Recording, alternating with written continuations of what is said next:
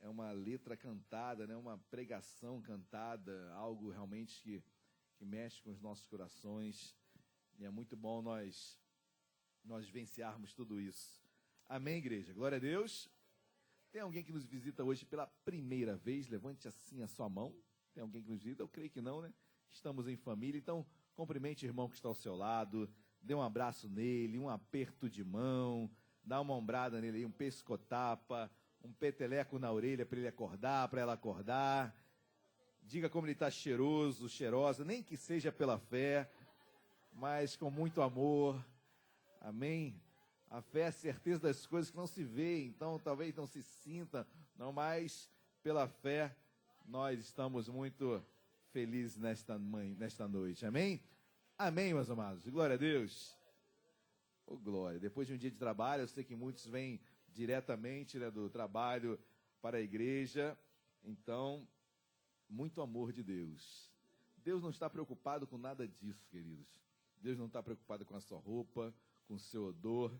Deus está preocupado com o seu coração, amém? Deus é aquele que sonda e esquadrinha roupas. Alguns dizem que a santidade está na roupa, né? Meu Deus, misericórdia. A santidade está no coração, amém? É isso que Deus sonda e esquadrinha. Deus não sonda e esquadrinha minha roupa, não sonda e esquadrinha o meu roupão. Deus sonda e esquadrinha o meu coração. Só Ele, só Deus tem a capacitação de sondar e esquadrinhar um coração. Ou seja, Deus vai prescrutar, Ele vai olhar tudo na sua vida, e não é com um olhar de julgamento, não é um olhar de imposição. Deus é um gentleman, né? Onde há o Espírito de Deus, há liberdade. Deus é um Deus de amor, e Deus não vai para acusar, e não sonda um coração para apontar, amém? Quem faz isso é Satanás, o diabo, ele que aponta seus erros. Deus sonda, esquadrinha os nossos corações com muito amor. E, obviamente, nesse amor que nos constrange, a Bíblia diz que o amor de Deus nos constrange. Constranger, tirar a liberdade de. Ou seja, o amor de Deus é tão grande que é pelo amor que Ele tem sobre mim, por mim, é que eu me constranjo e deixo de fazer A, B ou C. Eu não deixo de fazer porque o diabo, eu não deixo de fazer porque eu tenho medo do inferno. Não, eu deixo de fazer porque o amor de Deus é tão grande por mim que me constrange, eu fico constrangido em fazer aquilo. Isso é o operar de Deus, amém? É por amor, é o amor, é tão grande, é como você tem aquele amigo, aquela pessoa tão querida, que ela ama tanto, ela te ama tanto, ela tem tanto carinho, que você tratá-la mal ou errar com ela é algo que difícil. Puxa, fui falhar logo com ele. Ele tem tanta consideração comigo, tanta coisa ele já fez por mim, eu fui errar com ele. Queridos, coloque isso num patamar muito maior. Isso é o que Deus faz por nós. Amém? Então isso que me faz, isso que nos faz andarmos mais e mais em santidade, o amor que Ele tem por nossas vidas. Amém?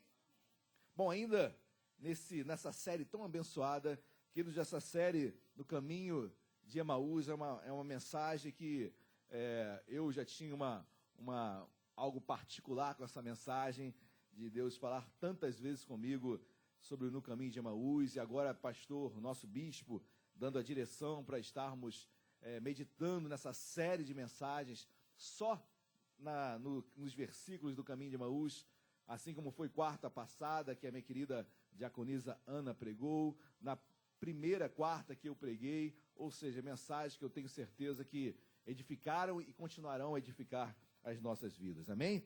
Então, abra sua Bíblia, abram, por gentileza, igreja, meus amados irmãos, abram as vossas Bíblias, no Evangelho de Cristo, segundo Lucas, lá no finalzinho do Evangelho de Lucas, Lucas capítulo de número 24, Lucas capítulo 24, versículos número 26, versículo 27, vamos ler o 27, Lucas 24, versículo 27, quem achou, diga achei, quem não achou, diga não achei. Se não achou, procure o irmão aí do lado, que ele irá compartilhar certamente a Bíblia contigo, ok? Quem achou, por gentileza, em podendo, coloque-se de pé. O versículo 27 diz assim: e começando por Moisés, discorrendo por todos os profetas, expunha-lhes o que a seu respeito constava em todas as... Amém. Deus amado, em nome de Jesus, nós louvamos, o bendizemos, meu Pai, porque nesse caminho a Emaús muitos se encontram. Deus, eu ouso afirmar que por vezes entramos nesse caminho. Por várias vezes, meu Pai, optamos por esse caminho.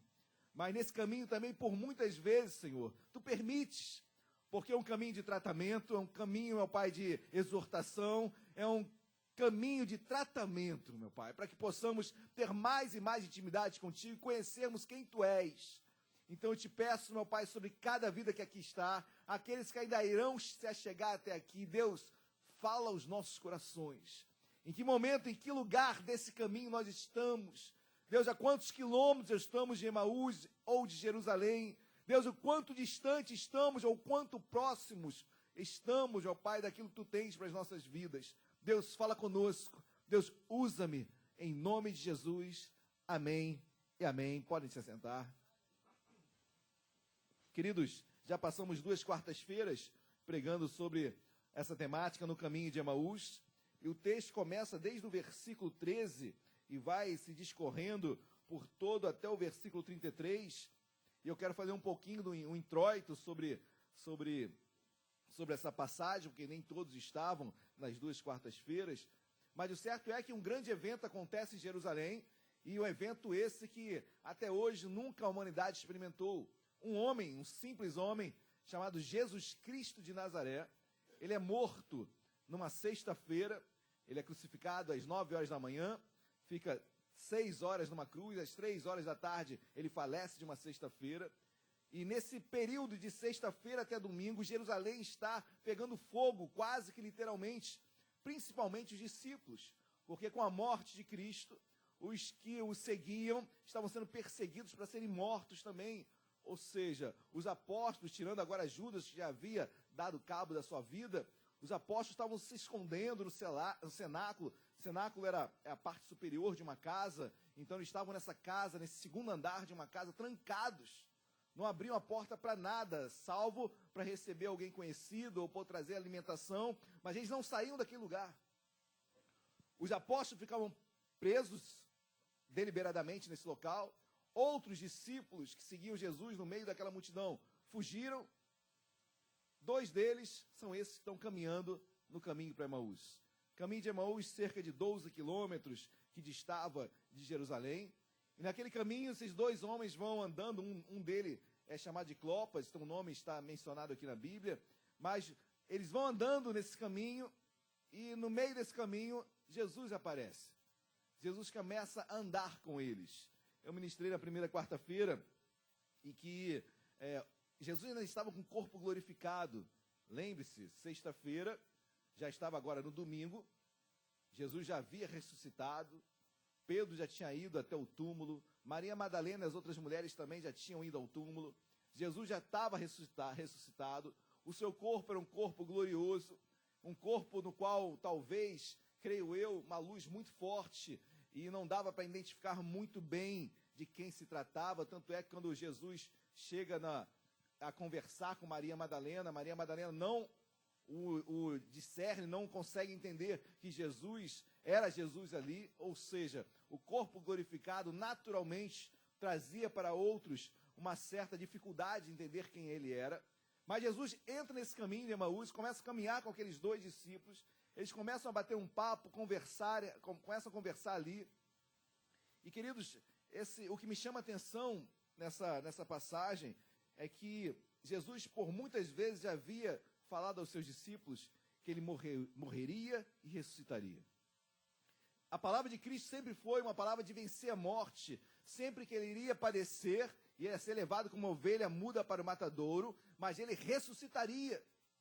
Essa palavra é a palavra de fé deixada para todos os discípulos, mas todos, queridos, todos, sem exceção alguma, deixaram de lado essa promessa. Desde os 11 que estavam presos, cheios de medo no cenáculo, e pensando que Cristo realmente não tinha dado cabo da sua promessa, até esses dois que agora estavam indo para Emaús, fugindo de Jerusalém. Eles estavam fugindo dos problemas. Emaús é um vilarejo, um local que tem muitas águas térmicas. É um lugar prazeroso de estar. Além de sair dos problemas que estavam em Jerusalém, eles estavam indo também para um lugar aprazível, um lugar distante de tudo, onde eles poderiam talvez esquecer dos problemas. E ali estavam esses dois homens. Mas o que me chama a atenção, repito, não é apenas eles não identificarem que aquele homem que estava ao lado deles não era Jesus. A questão não é apenas de não identificação. Porque, meus amados, quando eu tenho uma expectativa sobre algo, isso eu preguei muito na primeira quarta-feira, se eu tenho a expectativa de que algo vai acontecer, eu estou preparado até para os detalhes para identificar Deus. A expectativa que deveria existir nesses dois discípulos era que Jesus ressuscitaria. E por Jesus ressuscitar, queridos, eu estou preso aos detalhes da vida, porque eu vou enxergar Jesus em algum lugar, porque ele vai aparecer. São tantas dores, tantas dificuldades que nós passamos, que às vezes é difícil identificar Cristo em determinados lugares, momentos das nossas vidas. Mas se você tem a expectativa, a fé de que Cristo vai mudar as circunstâncias da sua vida, que Deus vai dar um giro na sua vida, que Deus vai fazer um milagre, até um pequeno sinal é Deus na tua vida. Isso que me assusta é chegar um homem com uma fisionomia meia estranha, andar ao lado daqueles dois, conversar sobre o evangelho, porque ele vai conversar. Jesus vai, na sua conversa, ele se coloca de bobo, como se estivesse acontecendo nada. Ele vai dando conversa para aqueles dois discípulos, e aqueles dois discípulos não têm um estalo. Isso vai acontecer quase no final da caminhada, e na última quarta-feira nós vamos ministrar sobre isso. Mas o que me chama a atenção é essa ausência de expectativas. Tem pessoas que estão na igreja anos e deixaram de crer, literalmente. As coisas não aconteceram no tempo, na hora e no momento que elas queriam, desejavam. E essa expectativa que às vezes é tão forte, e era tão forte no início da sua caminhada, hoje se esvaiu. Hoje não tem mais tamanha intensidade, porque o tempo passou, você se acostumou e aceitou aquela ausência, aceitou aquela ferida, deixou de crer em algo melhor, maior, porque o tempo passou. E talvez esses discípulos estavam assim. Olha, chegou o terceiro dia, Jesus não apareceu, desistimos de tudo. E quando eu falo expectativa, queridos, eu estou usando, obviamente, uma nomenclatura mais contemporânea, mas o nome é fé. O nome é fé. Se eu tenho fé, eu estou preso aos detalhes da vida. Se eu estou doente e o médico fala, olha, acabou a sua vida, não tem mais jeito. E se depois vem um indicador de que, olha, sua saúde começou a melhorar, é muito pouco, mas começou a melhorar. Para mim já é Deus. É a expectativa e a crença, a fé tão forte que Deus vai fazer um milagre, que, queridos, eu estou vendo Deus em tudo quanto é lugar. Se você tiver essa expectativa, sua vida muda. Talvez um coaching, talvez um administrador de emoções vai falar que você tem que ter pensamento positivo. Eu vou muito mais além do que isso, amém?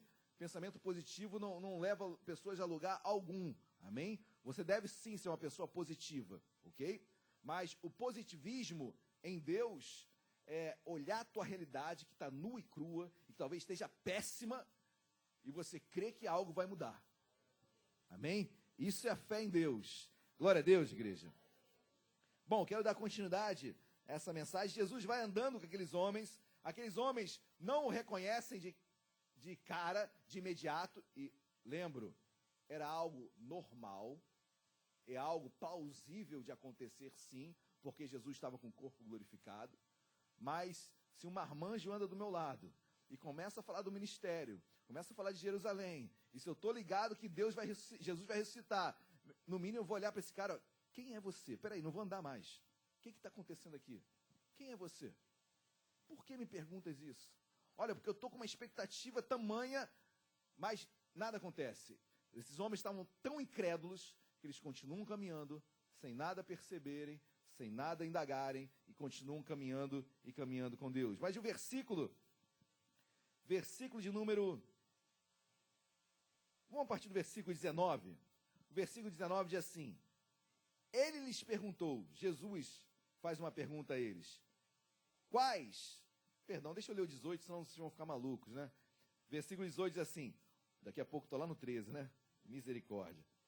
Versículo 18 diz assim, porém, chamado Cleopas, eu falei Clopas, né? Cleopas, respondeu dizendo, és o único, porventura, que, tendo estado em Jerusalém, ignoras as ocorrências desses últimos dias?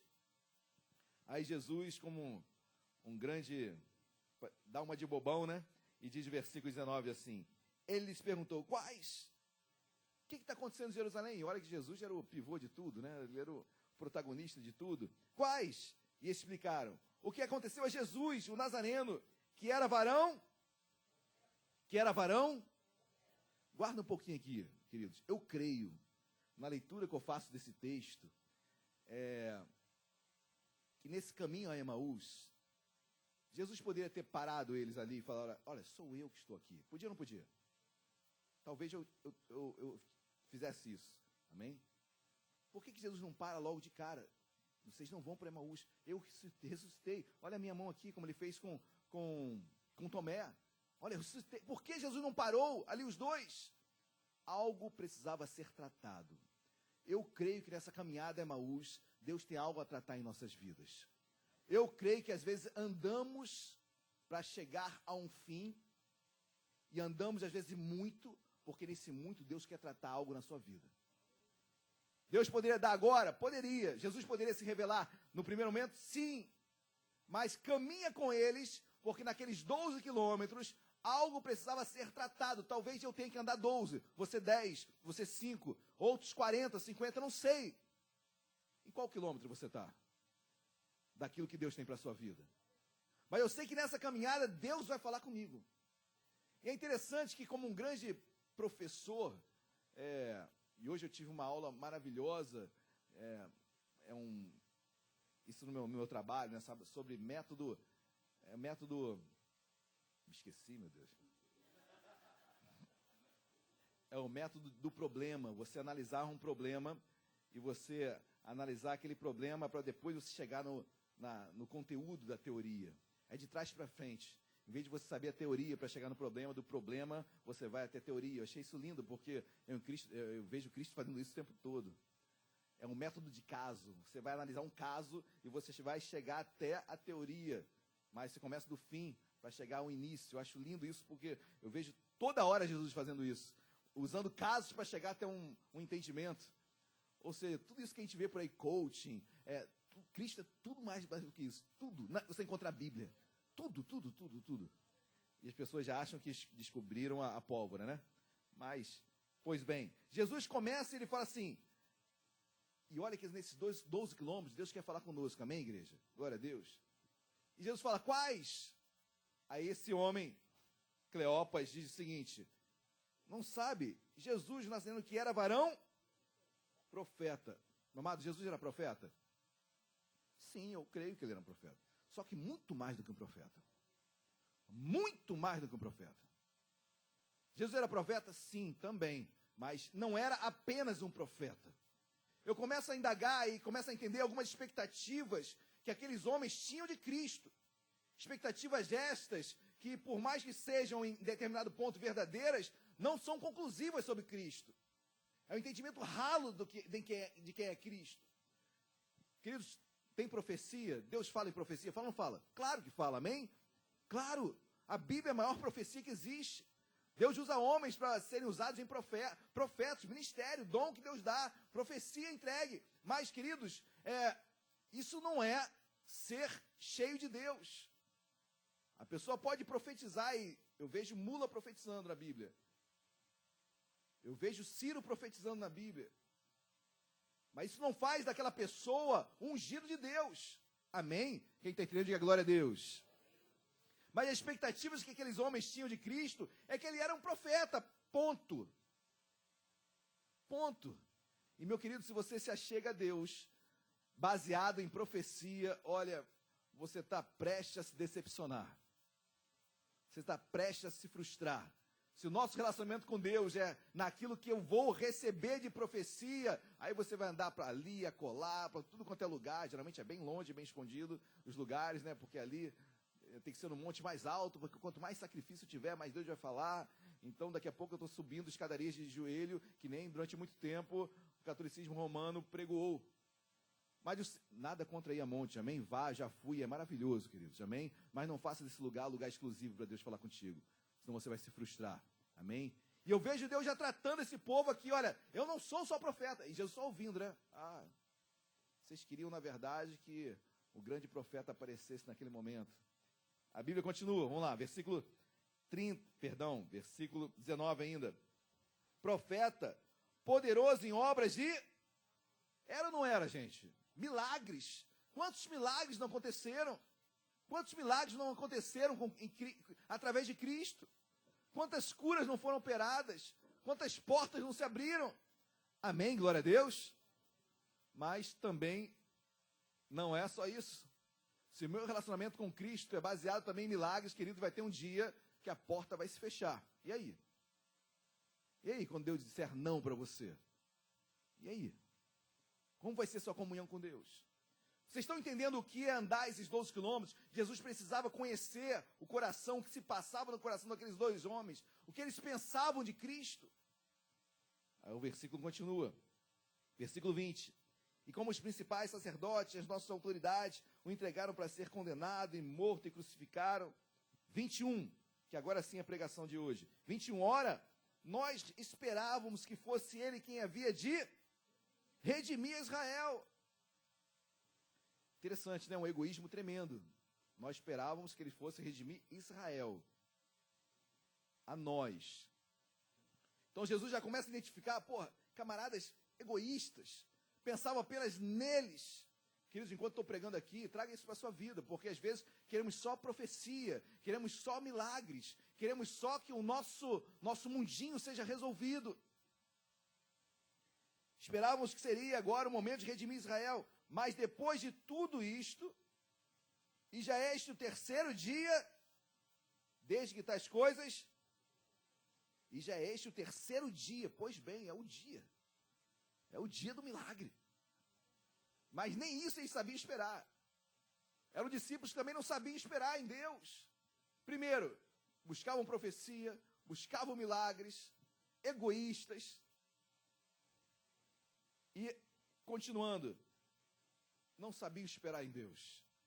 Era o terceiro dia, era o dia do milagre, era o dia do momento, era o dia da ressurreição. E nem o terceiro dia eles esperavam. Esperaram. Pelo contrário, já foram caminhando para Emaús. E assim, é muito semelhante a cada um de nós.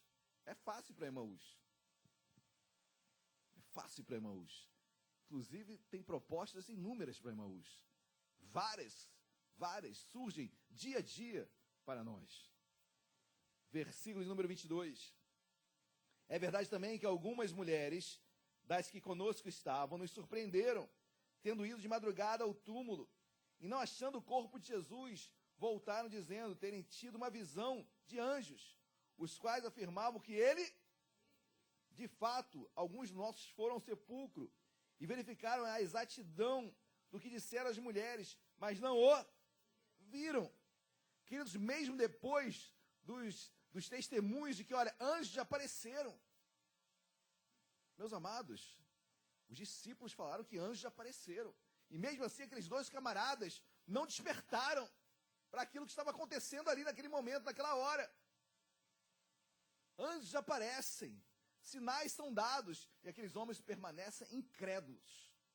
E eles vão além, olha, inclusive outros foram ao sepulcro, como Pedro foi ao sepulcro e constataram lá que o túmulo estava vazio. Mas a incredulidade permanece.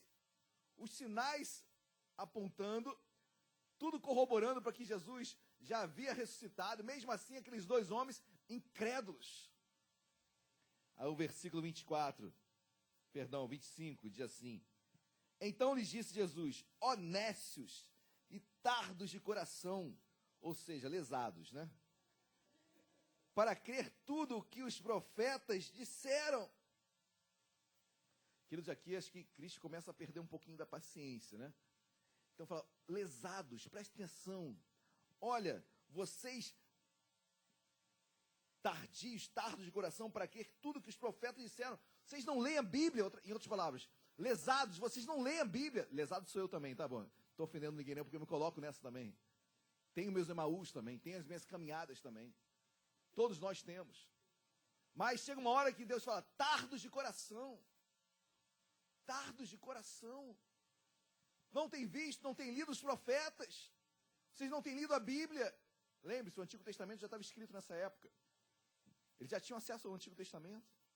Lembre Jesus quando entrou na sinagoga e pega o livro de Isaías, e começa a ler Isaías 61, diz, hoje se cumprem as Escrituras. Ou seja, a Bíblia ele já tinha acesso à Bíblia.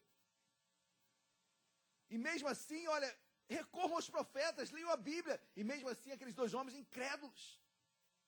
Aí nós caminhamos, estamos na igreja, ouvimos palavras abençoadas, Deus falando conosco, e as coisas não acontecem, talvez não estejam acontecendo da forma como eu gostaria que acontecessem, e Deus falando, olha, leia os profetas, a Bíblia está sendo lida todo dia no culto, e na sua casa esperamos que também da mesma forma esteja sendo lida, e Deus falando, e mesmo assim nosso coração fechado, incrédulo. Quem está entendendo, diga glória a Deus. Versículo número 26. Jesus vai além. Porventura, não convinha que o Cristo padecesse e entrasse na sua glória. Agora é aquela alfinetada, se eles não acordarem agora, um abraço. Por acaso, animaizinhos. Olha, isso está na Bíblia. Jesus muitas vezes chamava de animaizinhos. Uma forma carinhosa de chamar, né? Muito carinhoso. Mas, porventura, não convinha que o Cristo padecesse. Cristo, meus amados, atrás de animalzinho na Bíblia não, tá? Isso é brincadeira minha, por favor. Tem não. Apesar de nós gostarmos, às vezes dá vontade de falar para alguns, né? Mas olha o que diz a Bíblia, porventura não convinha que Cristo padecesse e entrasse na sua glória. Eles falando, meus amados, vocês estavam andando comigo. Vocês não percebem, não vem à memória tudo que eu sempre falei, que eu padeceria para que houvesse a glória de Deus. Não houve despertamento, não entenderam isso. Será que não estamos entendendo? Queridos, o milagre está às portas. Jesus está ao nosso lado. Jesus está andando conosco. Jesus está em nós. Será que vocês não sabiam que isso iria acontecer? Será que não sabíamos que no mundo passaríamos por aflições? Será que não sabíamos que estamos, Romanos capítulo 12, não vos conformeis com esse século? Será que não entendemos que não nos conformamos com aquilo que está sendo apresentado como sociedade ideal, como pensamento ideal? Será que não entendemos que andamos na contramão do mundo? Será que você não entende que você não vai alegrar a muitos, não vai ser bem notado por alguns? Será que não lemos ainda o sermão da bem-aventurança? Ou seja, são tantas coisas que vêm em nossas mentes, que às vezes eu faço gabinete, pastor, mas está acontecendo... Claro que nós entendemos a dor, e eu tenho as minhas também. Mas a dor e as necessidades, queridos, o que nos separará do amor de Deus? Romanos capítulo 8. Luta, tribulação, espada, fome. Em Cristo somos mais do que vencedores. Amém? Nada nos separará do amor de Deus. Se eu tenho uma experiência com Deus, eu entendo que, se a Bíblia diz que o que nos separará do amor de Deus? Espada, nudez. Se a Bíblia está falando que nada disso vai nos separar, é porque isso vai aparecer. Ou não? É porque isso é um fato comum na vida do homem e da mulher de Deus. Mas em tudo isso, Deus nos dá vitória, amém? Deus nos sobrepõe, Deus vai à frente, Deus toma as nossas dores, Deus dá respostas. Deus responde. Agora, não sei em qual quilômetro, queridos. Isso aí não sei mesmo. Porque é um tratamento que Deus faz com cada um. Com cada um. Talvez passemos a vida inteira sendo... Isso, passamos mesmo. Nossa vida inteira sendo tratados por Deus. E Deus fala, vou ler novamente 26. Porventura, não convinha que o Cristo padecesse e entrasse na sua glória? Porventura, não está escrito aí na sua Bíblia que isso aconteceria? Qual é a Bíblia que você tem lido? É a do pare de sofrer? Querido, rasga isso, amém? Porque no mundo passareis por... Amém. Então, você vai sofrer. Mas a garantia que nós temos é que em meio ao sofrimento, Cristo está conosco. Amém? Glória a Deus. E vai passar em nome de Jesus. Glória a Deus. 27, para encerrar. E começando por Moisés, discorrendo por todos os profetas, expunha-lhes o que a seu respeito constava em todas... Queridos, Cristo começa a pregar. A Bíblia diz, vou ler, e começando por Moisés, Pentateuco, ok? 5 primeiros livros da Bíblia. Discorrendo por todos os profetas, aí já vai, profetas maiores, menores, todo o Antigo Testamento. Expunha-lhes o que a seu respeito constava em todas as Escrituras. Jesus consegue pregar a Bíblia toda naquela caminhada ali para eles. Faz um resumo, uma síntese de toda a caminhada até chegar nele próprio. Queridos, o que nos renova, o que nos enche de fé, o que faz com que eu mude de postura, é a palavra pregada. Jesus não fez assim, não pegou em algo, não fez milagres, não falou que ele era Cristo, não balançou eles. Não, Jesus apenas pregou. E olha que Jesus pregando a palavra é algo espetacular, né? Amém, igreja? Glória a Deus. Mas Jesus pregou a palavra. Depois o que vai acontecer, nós sabemos, mas nós iremos pregar na próxima quarta. Mas o certo é, queridos, que o que Cristo fez foi pregar a palavra.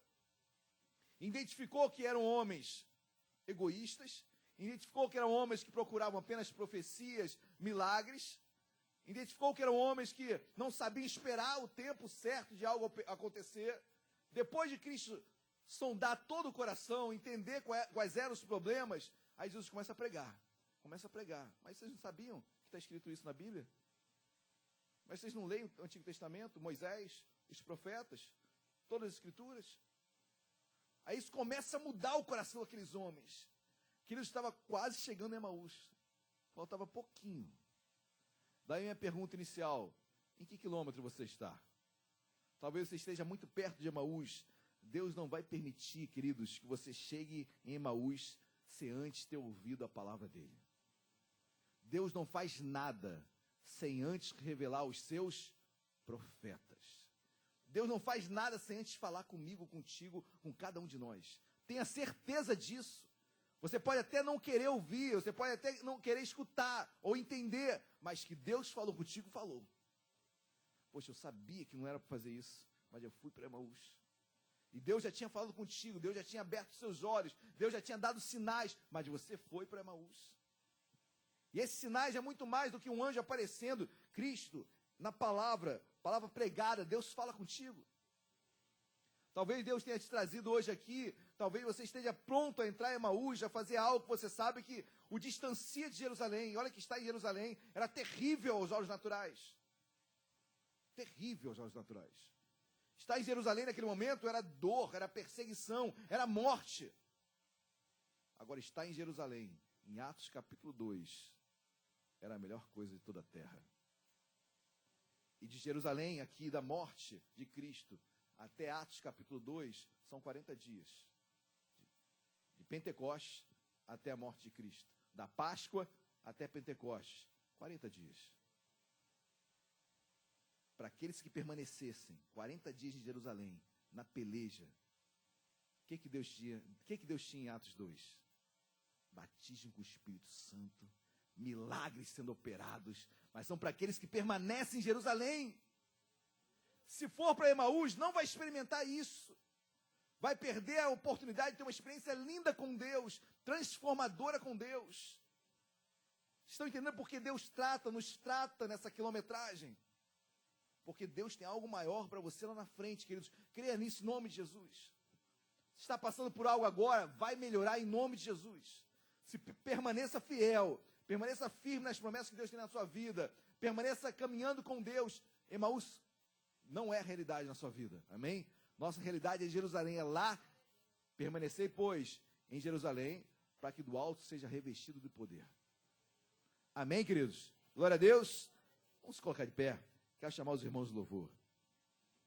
É promessa de Deus, queridos, que em Jerusalém Ele nos revestiria de poder, de autoridade.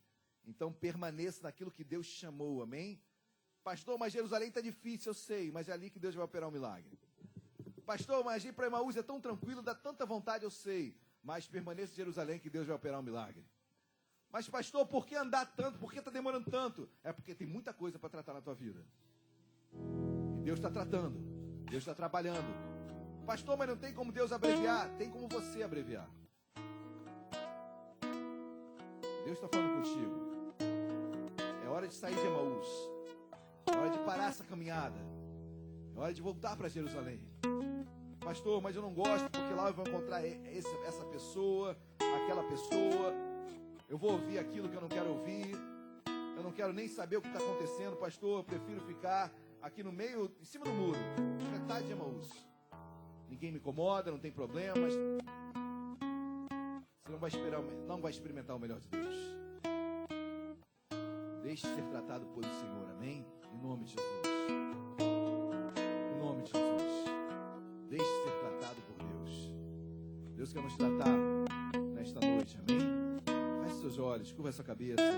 Aleluia.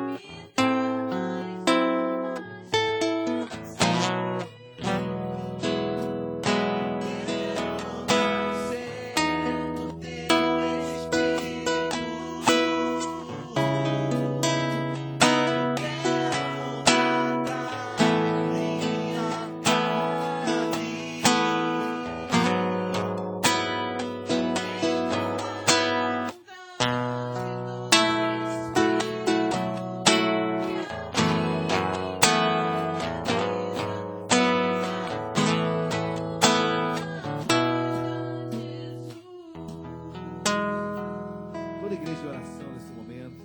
Quero chamar a diaconisa Ana aqui. Nós vamos orar, querido. Aí mesmo no seu lugar. Coloque a mão no seu coração, amém? Deus quer operar um milagre na sua vida. Eu não sei como está a sua caminhada. Eu sei que Deus está tratando.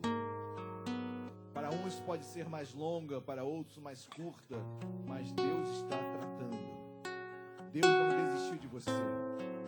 Assim como Ele andava ao lado daqueles dois, Deus está ao nosso lado. Aleluias. Vamos continuar em espírito de oração, com os nossos olhos fechados. Coloque a mão no seu coração. Deus amado, em nome de Jesus, Deus, nós sabemos que o Senhor se faz aqui presente, Pai, cuidando de nós, tratando os nossos corações, Deus. Como foi pregado aqui esta noite, Senhor, eu não sei qual é o quilômetro em que cada um se encontra aqui, Senhor, mas o Senhor sabe de todas as coisas, o Senhor sonda e esquadrinha corações aqui neste lugar, Pai. Em nome de Jesus, Senhor, fortalece essas vidas, Pai, que essas vidas consigam enxergar, Senhor, a Ti, que essas vidas consigam escutar, Senhor, a Ti, Deus. Fale com a sua igreja, fale com seus filhos, meu Pai, em nome de Jesus, Senhor, fale aos nossos corações, Pai, que nós estejamos sempre atentos, Senhor, ao seu falar. Oh, Senhor, em nome de Jesus, que nós tenhamos sempre sabedoria para entender que o Senhor também fala conosco em meio a detalhes, Pai. Em nome de Jesus, vai cuidando de vidas aqui, Senhor. Vai tratando feridas, Pai. Vai cuidando de corações feridos, Deus. Vai caindo por terra em nome de Jesus tudo que vem ao pensamento contrário a Ti, Senhor. Que os nossos pensamentos e as nossas vidas, Deus, estejam focados em Ti, Senhor. Porque o Senhor caminha ao nosso lado. O Senhor não sai do nosso lado, meu Pai. O Senhor continua falando conosco a todo momento, Deus. O Senhor não nos abandona, Senhor. E o que o Senhor tem para nós não é Emaús, Deus. O que o Senhor tem para nós é Jerusalém, Pai. Por mais que Jerusalém esteja difícil, permaneça firme, meu irmão. Permaneça firme porque Jesus está do seu lado. A luta pode ser grande, o deserto pode ser grande, mas a vitória é mais do que garantida. É depois da luta, é depois do deserto que milagres acontecem, que o sobrenatural do Senhor acontece em sua vida. Deixa Deus te tratar. Ouça, esteja atento ao que o Senhor vem falando ao seu coração. Que o seu foco seja sempre o Senhor na sua vida. Continue buscando, continue adorando, continue louvando. Enche o seu coração de alegria. Que a alegria do Senhor seja a sua força na sua caminhada. Em nome de Jesus, volte para Jerusalém, porque é lá que o Senhor quer que você esteja. É lá que o Senhor vai operar o seu milagre. O seu milagre já está pronto em nome de Jesus. Basta apenas você esperar, tirar toda a ansiedade do seu coração. Que o Senhor Jesus abençoe tremendamente a sua vida. E que enquanto você está passando por momentos de lutas, de desertos, de fraqueza, o Senhor está trabalhando ao seu favor. Nós cremos, Pai, que o nosso milagre já está pronto. Em nome de Jesus, nós te agradecemos, meu Pai. Amém. Deus amado, em nome de Jesus. Deus, nós corroboramos com tudo que foi orado aqui nesta noite. Deus, obrigado porque Tu tens falado em nosso meio. Obrigado, meu Pai, porque aqui não há um povo que não tenha a voz de um pastor. Deus, obrigado porque a palavra que tem saído desse púlpito é uma palavra de vida, uma palavra de retorno, uma palavra de quebrantamento, uma palavra de conhecimento, uma palavra de caminhada contigo. Então eu te peço sobre cada dor que irmãos possam estar passando aqui. Senhor, vai de encontro a essa necessidade. Deus, vai de encontro a essa aflição. Trata, trabalha, cuida. Porque Emaús, como foi orado, não é o nosso lugar. Tu tens algo maior e melhor para as nossas vidas em Jerusalém. Deus, abençoa cada um, do menor ao maior, nesta noite. E continua a falar aos nossos corações, abençoa a nossa casa, Deus. Nossos familiares, maridos, esposas, filhos. Abençoa-os. Em nome de Jesus. Amém. E amém. Você que é nisso, tem uma linda salva de palmas a Cristo. Glória a Deus.